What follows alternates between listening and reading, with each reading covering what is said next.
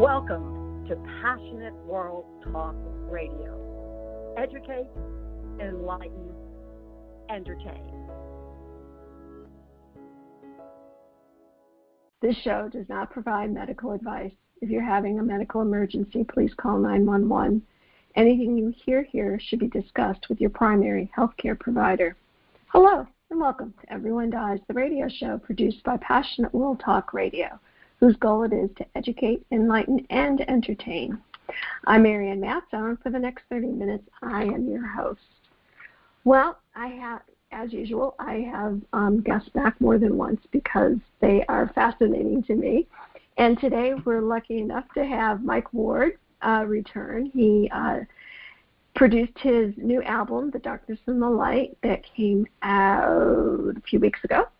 And he was just telling me that he is currently number 33 out of 100 on the Folk Alliance International Folk Chart. So, Mike, congratulations, with an incredible honor. And I'm sure it's going to keep moving up. Thank you, Marianne, and it's a pleasure to be here. I appreciate it, and I enjoyed the conversation we had the first time I was on, and it's I guess because I'm 66, will be 67 this year. These subjects seem to kind of circle a lot of my writing over the last few years. So, I'm both interested. Go ahead. Oh, go ahead. I'm very interested.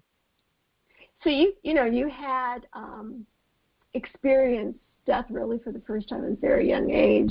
You had a brother who was killed in a car accident when he was 16, yep. And you were 11. And so that was sort of like or am I assuming that was your first real encounter with death, or had you experienced death in somebody else or a pet? No, I mean that was the first close individual that was the first. It was the first family member. We still had our grandparents. My mom's grandparents had died before I was even born, so this was really the first.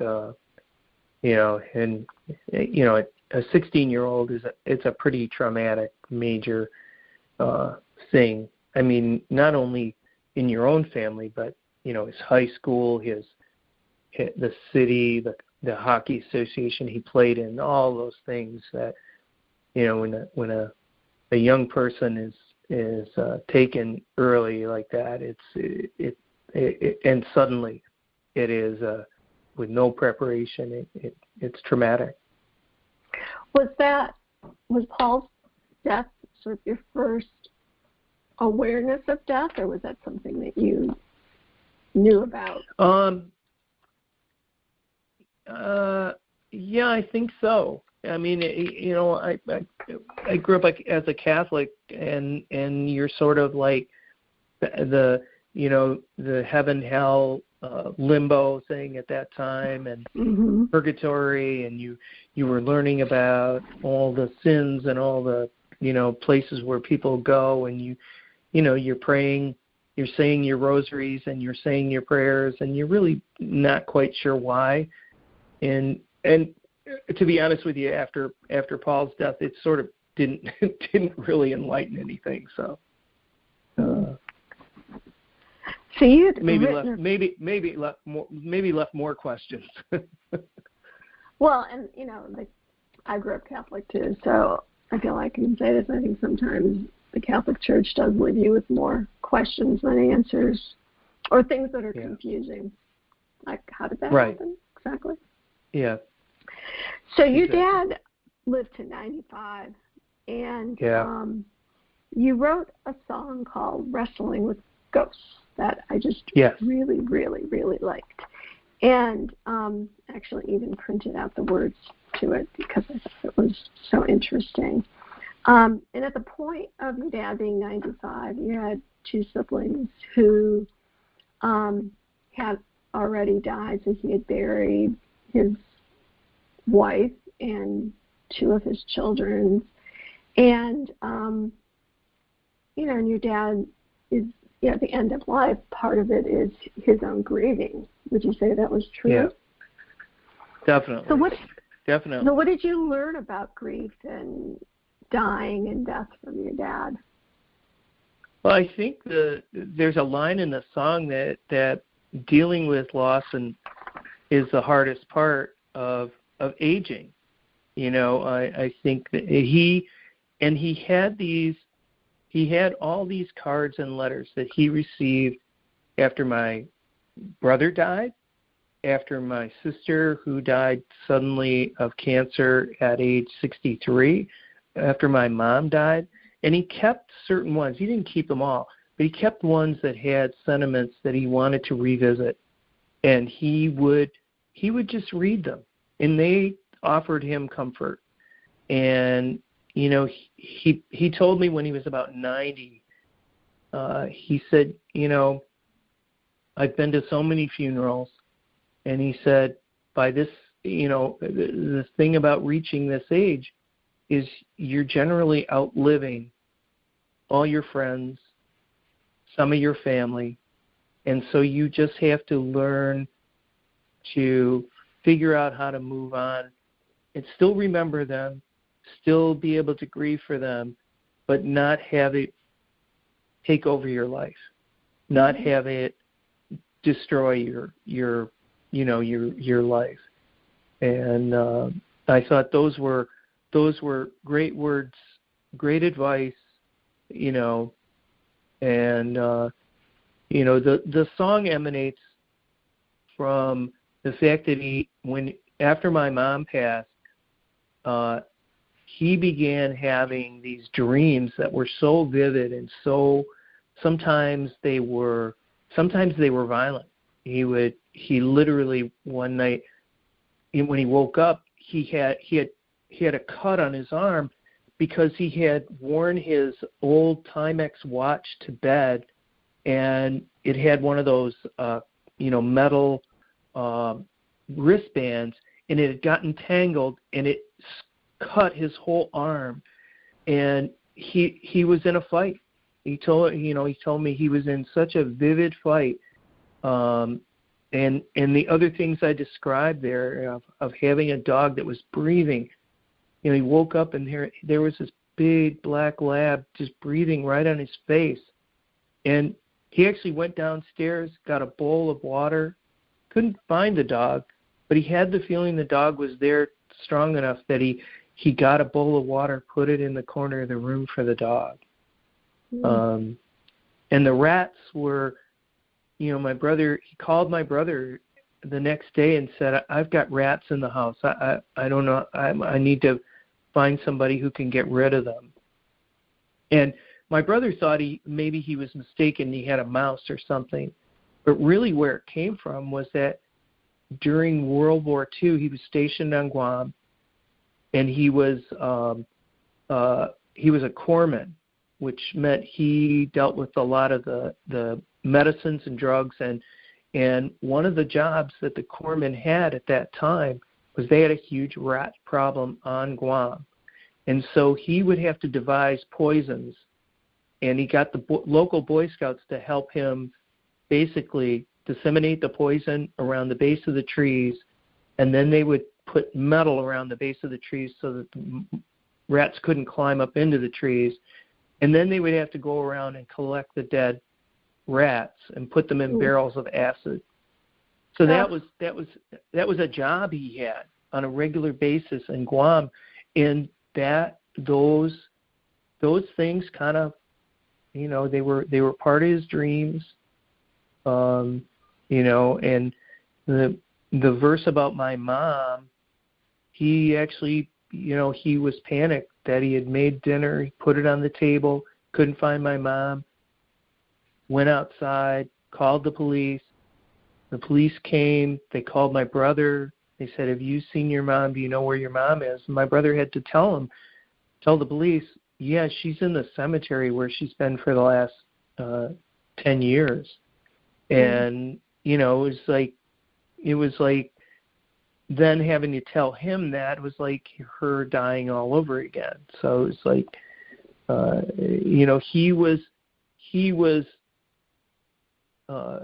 he only had moments like this. So I will say we were fortunate because he was lucid really right up till close to the end of his life.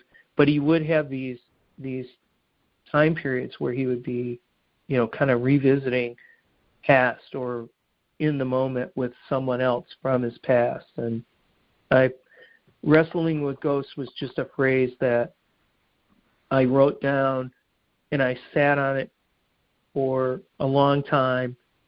And then when I was doing the songwriting challenge last April, to write a song a day for 30 days, that was a phrase that I early on took out and said, I need to try and write this song. And I wrote a sketch of it for the challenge and then refined it later. So in writing this song, did you feel like you developed a different relationship with your dad? Or your dad's memory? I think so, yeah. Yeah, I definitely did, and especially being able to discuss it, send it. This is one of the few songs I sent my siblings, and just tried to kind of get some background. I sent them the sketch, and then kind of getting some, not necessarily some advice or anything, but just anything they remembered, and it definitely helped. I think that we all had so much time with my dad toward the end of his life. We were blessed. So I don't feel like I had any confusion about my dad or anything. I just I cherish the fact that we were able to videotape him a lot, hear him tell stories, and we knew that while he never gave up the want to live, he did want to give up that tension side, that he wanted rest, and that was a point that my sister made, because initially the very last chorus I hadn't changed. I just I had the chorus the same all the way through, and my sister, who's the oldest, she said, well, he wasn't really ever ready to leave, but he accepted it.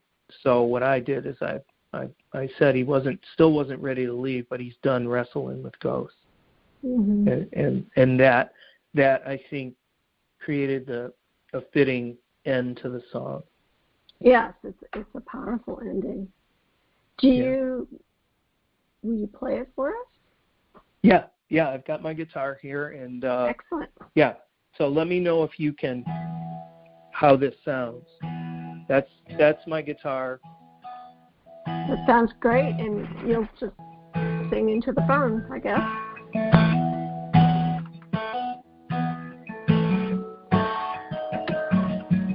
Well, he wakes up at night on the floor next to his bed with a cut on his arm and a lump on his head. Blanket is wrapped and tangled around his neck. You can hear him yelling, boy, I'll fight you instead. And sometimes he swears a dog sits in his room, breathing right on his face in the light of the moon.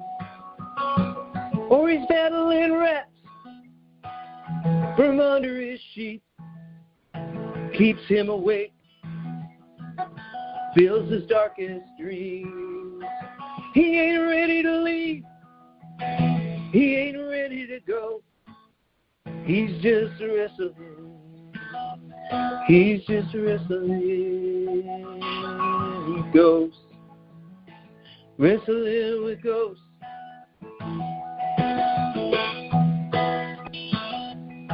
He puts dinner on the table for my mom and him. She doesn't answer when he calls out again and again. He makes a report when policemen show. We have to remind him she died 10 years ago. He ain't ready to leave. He ain't ready to go. He's just wrestling. Just wrestling with ghosts. Wrestling with ghosts.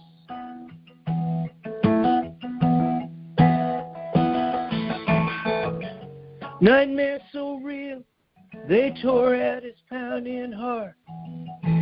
He told me dealing with loss, that's the hardest part. Haunted by death of 2 kids and a wife, he found comfort in letters and cards later in his life. When 95, his body finally gave in, went to be with my mom and the rest of his kin. Stories still live in the back of our mind. We'll hear them again on the other side. Still he wasn't ready to leave. He wasn't ready to go. But he's done wrestling. Done wrestling. Yeah, he wasn't ready to leave. He wasn't ready to go. But he's done wrestling. Done wrestling with ghosts. Wrestling with ghosts.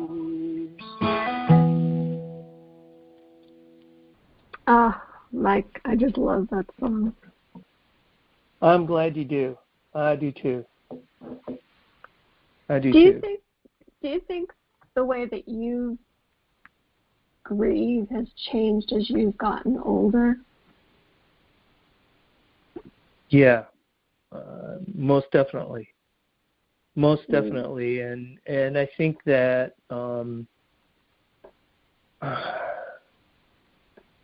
I just actually lost a really, really, really close friend that I'd known since 1973.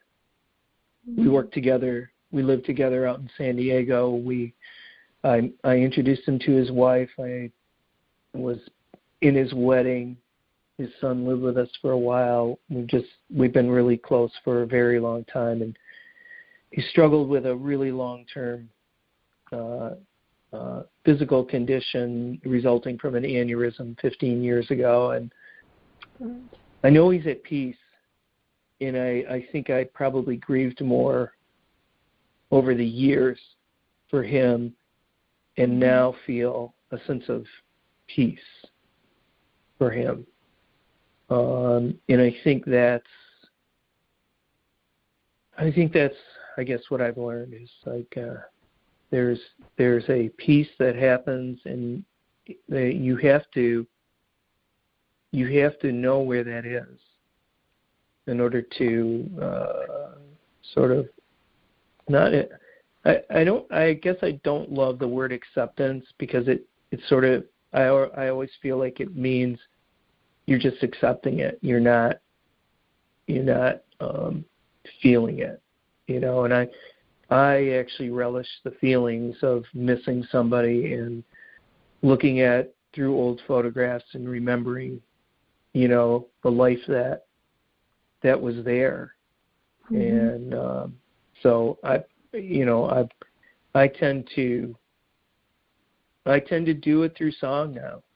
And I've actually, it's been between this song and another song for a friend of mine and for my mom, and